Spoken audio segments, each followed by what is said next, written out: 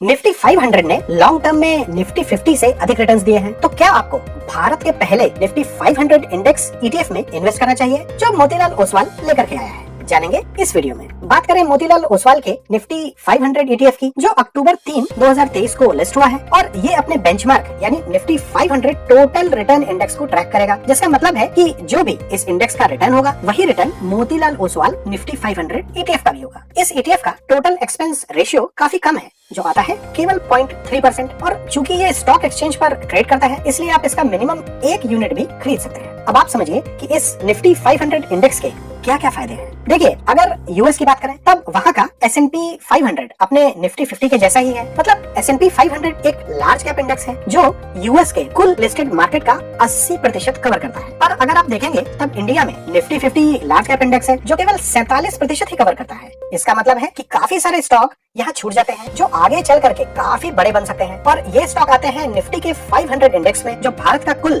90% market capture करता है। तो इसका मतलब है कि अगर आप निफ्टी 50 इंडेक्स में इन्वेस्ट कर रहे हैं तब आप काफी कुछ मिस कर रहे हैं। तो आपने समझा कि निफ्टी 500 इंडेक्स की कवरेज बेहतर है। स्टॉक्स के मामले में ये अधिक डाइवर्सिफाइड है तरह तरह के सेक्टर्स में, क्योंकि यहाँ स्टॉक्स अधिक हैं तब डाइवर्सिफिकेशन भी अधिक ही हो जाएगा। अब डाइवर्सिफिकेशन के कारण रिटर्न्स भी अधिक होंगे और इसका रिस्क टू रिवॉर्ड रेशियो भी अधिक बेहतर होगा, जो हम आगे देखेंगे। अगर मार्केट के कवरेज की बात करें तब आप यहाँ पर देख ही सकते हैं कि पिछले 10 सालों में निफ्टी 50 का मार्केट कवरेज करीबन 8% घटा है, वहीं पर निफ्टी 500 का यही कवरेज करीबन 1.5% बढ़ा है। अब यहाँ पर आप सेक्टर्स का डाइवर्सिफिकेशन देखें कि निफ्टी 50 में कुल 14 सेक्टर से आते हैं, वहीं पर निफ्टी 500 में कुल 21 सेक्टर आते हैं। यहाँ पर आप टॉप 3 सेक्टर का एलोकेशन देख सकते हैं, जिसका वेटेज निफ्टी 50 में काफी अधिक है। वहीं पर निफ्टी 50 में ये नीचे वाले सेक्टर्स जैसे services, reality, media, textiles, capital goods इत्यादि बिल्कुल नहीं है, पर ये सब निफ्टी 500 में आपको देखने को मिल जाएंगे। आप देखिए कि पिछले 1 सालों में कैपिटल गुड्स सेक्टर ने काफी बेहतरीन परफॉर्म किया है, पर अगर आपके पास में निफ्टी 50 इंडेक्स फंड है तब इसका कोई खास इफेक्ट आपको नहीं मिलता। अब यहाँ पर आप मार्केट कैप के हिसाब से टॉप 10 स्टॉक्स को देखें, और जहाँ निफ्टी 50 में इनका वेटेज है करीब 58%, वहीं यही वेटेज निफ्टी 500 में हो जाता है करीब 36%, और इसलिए इसमें बाकी स्टॉक्स को भी जगह मिल जाती है। अब यहाँ पर आप 1999 से लेकर के अब तक का निफ्टी 50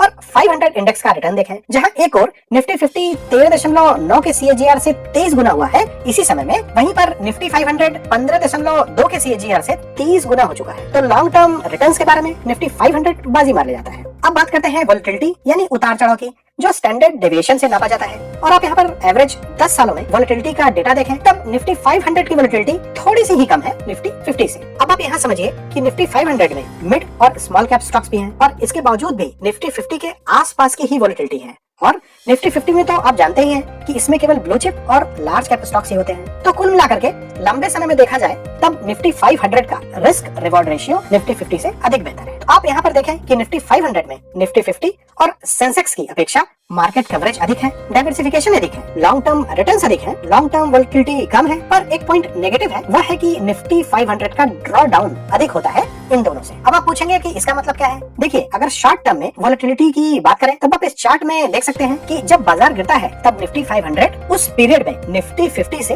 अधिक गिरता है, पर इसकी रिकवरी भी निफ्टी 50 के बराबर या उससे तेज ही होती है। पर हाँ, अगर लंबे समय में देखें तब इसका कोई खास प्रभाव नहीं पड़ता है। निफ्टी 500 इंडेक्स के कंपोजिशन की बात करें तब आप यहाँ पर देखेंगे कि इसमें 73% लार्ज कैप, 17% मिड कैप्स और 9% स्मॉल कैप्स हैं। यानी ये करीब करीब एक फ्लेक्सी कैप फंड के जैसा ही है जो पैसिवली मैनेज किया जाता है। अब अगर आप काफी लॉन्ग टर्म परफॉर्मेंस देखें निफ्टी 50 और 500 इंडेक्स की, तब 10 साल में निफ्टी 500 ने 16% और 15 साल में करीबन 13.5% रिटर्न दिए, जो निफ्टी 50 इंडेक्स से अधिक है। अब बात आती है कि क्या मोतीलाल ओसवाल निफ्टी 500 ETF में आपको इन्वेस्ट करना चाहिए या फिर नहीं। तो देखिए, यहाँ पर मैंने आपको इस ETF के फायदे और नुकसान दोनों बता दिए, और इन्वेस्टमेंट का फाइनल डिसीजन आपका ही है। पर अगर आप मुझसे पूछेंगे तो मेरे हिसाब से जो निफ्टी 50 इंडेक्स में इन्वेस्ट करते हैं तो उससे बढ़िया है कि निफ्टी 500 इंडेक्स में इन्वेस्ट किया जाए, क्योंकि इसमें अधिक डाइवर्सिफिकेशन है, थोड़ी सी कम वोलेटिलिटी भी है और लॉन्ग टर्म रिटर्न्स भी बढ़िया है निफ्टी 50 के कंपैरिजन। हालांकि ये ETF नया है, पर मैंने इसकी लिक्विडिटी जब NSE और BSE पर चेक करी तो ये काफी बढ़िया थी। मतलब इसका ट्रेडिंग वॉल्यूम काफी अच्छा आ रहा है। पर अगर शॉर्ट टर्म वोलेटिलिटी की बात करें तब निफ्टी 500 निफ्टी 50 से अधिक वोलेटाइल है, इस बात का ध्यान रखें। इसलिए मेरे हिसाब से अगर कोई पैसिव इन्वेस्टिंग करना चाहता है, बस पैसा डाल दो और भूल जाओ, तब लॉन्ग टर्म व्यू के हिसाब से निफ्टी 500 ETF बड़ी ऑप्शन है, पर अगर कोई बढ़िया रिटर्न्स की तलाश में है और इसी प्रकार से वोलेटिलिटी चाहता है जैसा निफ्टी 500 में है, तब मेरे हिसाब से एक फ्लेक्सी कैप म्यूचुअल फंड अधिक बेहतर विकल्प हो सकता है। हालांकि फ्लेक्सी कैप फंड्स का एक्सपेंस रेशियो इस इंडेक्स ETF की अपेक्षा थोड़ा सा अधिक रहेगा, पर हाँ, फ्लेक्सी कैप फंड्स का रिटर्न भी इससे अधिक ही रहेगा। अगर आप जानना चाहते हैं कि हाल फिलहाल के बेस्ट फ्लेक्सी कैप फंड्स कौन से होते हैं, तब देखें यह वीडियो।